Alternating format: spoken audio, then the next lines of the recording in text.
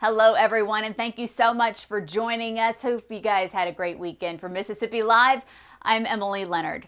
Amory School District wants more money, and you can blame it on inflation. The district is asking for a 3.5% budget increase for the next fiscal year.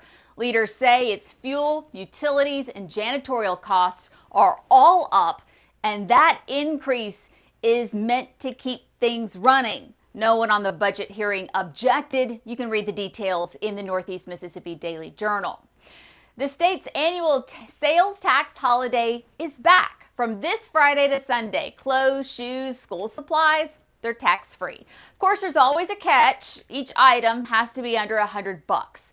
This means backpacks, belts, shirts, shoes, even a new pair of jeans. That's all fair game. Anything $100 or more, you'll still get taxed the regular 7% rate.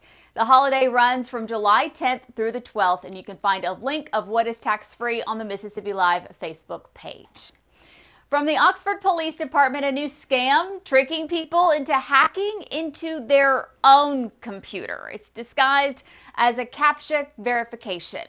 What is that? That's the thing that pops up that says, are you a robot? Or it asks you to click on all the pictures that have a street light in them. That's CAPTCHA. So what this scam does, it throws up a pop-up and asks if you're human and then walks you through several keystrokes. It wants you to press buttons on your keyboard. Do not do it.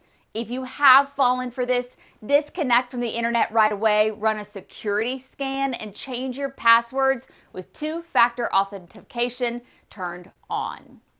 Hey everyone, we want to thank you so much for joining us for Mississippi Live. I'm Emily Leonard. Hope you have a great night.